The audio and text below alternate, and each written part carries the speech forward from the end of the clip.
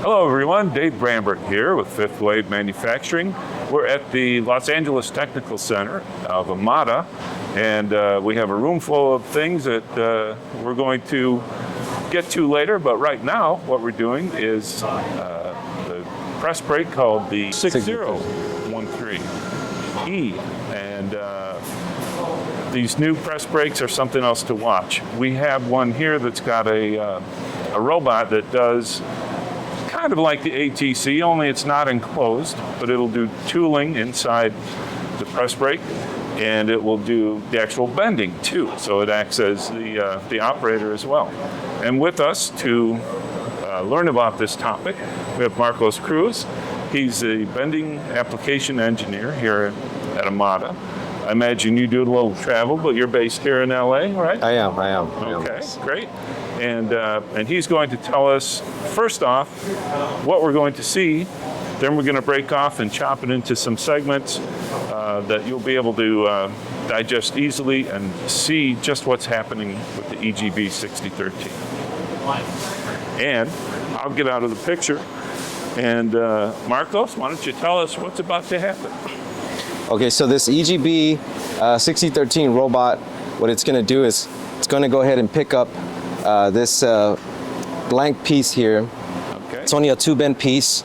You're going to see the robot go ahead and do what we call a gripper change to actually install the tools, which will take about maybe like about a minute approximately. And then once it loads up the tools, it's going to go ahead and change the gripper hand to go ahead and get the blank size here to start bending, which is only a 2-bend part, so fairly simple part for now, and it'll get into more intricate parts as we go along. Okay, and I'm going to get a close-up on these 3 parts. The first one is really just a flat rectangle, what, about maybe 15 or 16 inches by... Yeah, but it's like about 15 by 5. Okay.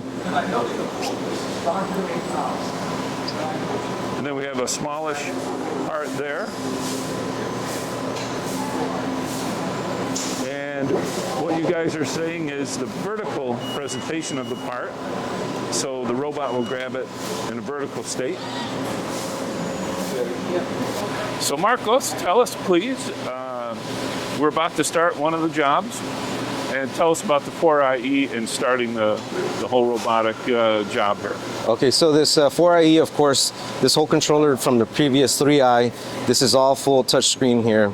So you can see that, you can go ahead and just, as any kind of smartphone, you can go ahead and fully select the parts so here. All that is in a database. Yes. That you're accessing. Yeah, cool. So the program that we just we're about to show here is done offline, 100%. So this is one of the parts here. It always asks you to save. We're not going to save it. So if you can either program it, you can program it here if you really wanted to, but most of the stuff is, hey, someone's programming that away from the press brake. Yeah, so this particular machine is 100% software based. So there's no way you can actually make a program on the machine itself. It has to get programmed and then brought out to the machine okay. itself. I didn't know that. That's great. Good to know. Yeah. So right now you'll see that the part here is actually going to set up these tools, or this tool setup. You'll see all the tool links there. It's going to tell you what to put. But as I said before, this robot is done with the software, so the software's already been done here. So everything has been pre-made, so the robot can actually know exactly where these tools will go. Okay, and you need that because it has to have the coordinates too. Exactly. And that's in the software already, so yes. The job has to be pre-done. Yeah, so we have to go ahead and verify that the program is good to go. There's no collisions and all that, so we'll go ahead and test this out first. There's always going to be what we call a dry run, just to see if there's any kind of collisions with the actual gripper and or tools or machine. And if it's successful, then we start doing the actual bending itself. And just to get a look at what you're talking about, that's the track where the robot runs, and I'll show you in a moment where all the tooling is. but just to make sure that that movement is not compromised in any way.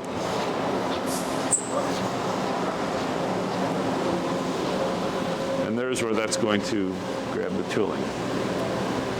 Okay, anything else on the 4IE that we should see? You can always see the 3D model here before you even start looking, just to kind of verify and double check So all the that's what it's dimensions. going to look like Yep. after we're done. Yes. Very simple part. Here's a blank size that you'll see in the first cell.